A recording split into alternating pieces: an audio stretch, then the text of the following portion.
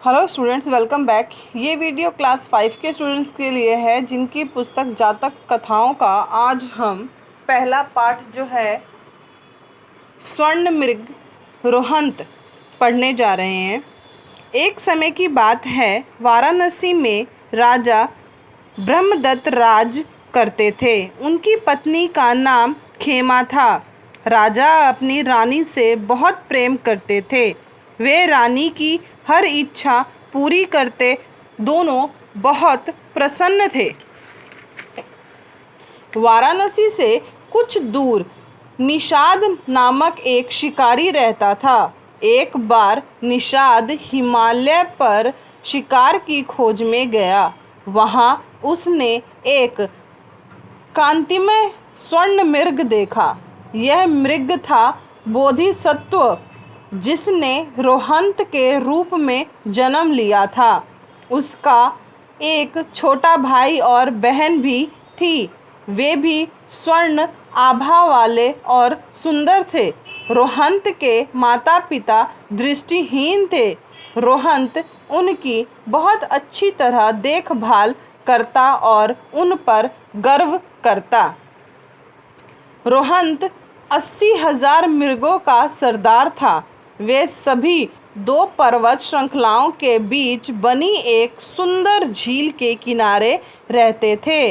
रोहंत उन पर्वत श्रृंखलाओं को पलक झपकते ही पार कर जाता। निषाद रोहंत की चतुराई और स्फूर्ति देख हैरान रह गया। तेज से भरे इस मृग को मारने का उसका मन न किया और वह खाली हाथ लौट आया।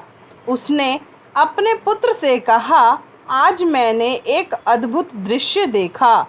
हिमालय की पर्वत श्रृंखला पर स्वर्ण मृगों का एक परिवार था। उसके सरदार के चेहरे पर एक अनोखा तेज था और उसका पूरा शरीर जो है वह स्वर्णिम आभाओं से चमक रहा था। मतलब क्या है, उसका जो पूरा शरीर था वह सोने का था, जिसकी चमक जो है वह देखते ही बन रही थी।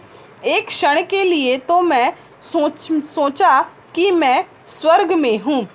यहाँ पर जो शिकारी है वह बता रहा है अपने पुत्र को कि एक क्षण के लिए तो मुझे ऐसा लगा कि जैसे मैं स्वर्ग में आ गया हूँ। निषाद के पुत्र को लगा जैसे वह कोई परी कथा सुन रहा हो। पिता बोल रहे थे, पुत्र, मैं ज़्यादा देर तक जीवित नहीं रहूँगा। तुम्हें इस स्वर्ण मृग के बारे में अवश्य पता होना चाहिए, क्योंकि मुझे लगता है कि यह मृग तुम्हारा भविष्य जो है वह बदल सकता है। यहाँ पे निषाद जो शिकारी है वह अपने पुत्र को यह बातें बता रहा है कि मुझे लगता है कि मैं जीवित नहीं रहूँगा, इसलिए मैं तुम्हें इस बारे में बता रहा हूँ, क्योंकि मुझे ऐसा लगता है कि तुम्हारा भविष्य जो है वह बदल सकता है इस मृग की वजह से। आश्चर्य और अविश्वास से भरे पुत्र ने पिता से मृग के बारे में सब सुना। वह चकित था कि हिमालय पर रहने वाला एक मृग अपना भविष्य, यानी कि जो उसका भविष्य है वह कैसे बदल सकता है। पिता वृद्ध और दुर्बल तो थे, वे कुछ ही दिनों में चल बसे। पुत्र अपने पिता की तरह शिकार से अपनी जीविका चलाता रहा। एक सुबह राजमहल में बहुत हलचल थी। महारानी खेमा ने स्वप्न में एक स्वर्ण मृग देखा। उसके गले में सोने की घंटी बंधी हुई थी। वह सोने के सिंहासन पर बैठा दर्शन के सिद्धांतों का उपदेश दे रहा था। उसके 80,000 शिष्य तल्लीन होकर उसका एक एक शब्द सुन रहे थे। तभी स्वर्ण मृग अपना उपदेश अधूरा छोड़कर बीच में ही उठकर चला गया। यह क्या है? यह स्वप्न है जो रानी ने देखा था। रानी सोए सोए चिल्लाई, उसे लौटा लाओ, उस मृग को पकड़ो। रानी खेमा पूरा उपदेश सुनना चाहती थी कि वह स्वर्ण मृग जो है वह क्या उपदेश दे रहा है। वह किसी भी कीमत पर उस मृग को चाहती थी। राजा उसकी हर इच्छा पूरा करते हैं, पर वह जानती थी कि स्वप्न की बात सुनकर वे जरूर हंसेंगे। रानी ने सोचा कि यदि वह अपनी इस तीव्र इच्छा के विषय में कहेगी तो राजा अवश्य इसे पूरा करेंगे। उसने राजा को बताया कि उसकी इच्छा उस स्वर्ण मृग को पाने की है जो उसे उपदेश सुना सके।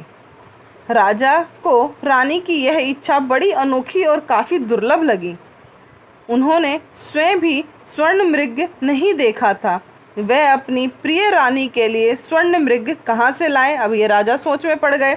उन्होंने अपने मंत्रियों और राज्य कर्मचारियों से पूछा, पर किसी ने स्वर्ण मृग के बारे में ना तो कभी सुना था और ना ही कभी देखा था। रानी सुबह शाम राजा को स्वर्ण मृग की याद दिलाती। रानी ने तो यहाँ तक कह दिया कि यदि मुझे वह मृग ना मिला तो मैं मर जाऊंगी। स्टूडेंट, इसके आगे की जो कहानी है वह हम नेक्स्ट वीडियो में करेंगे।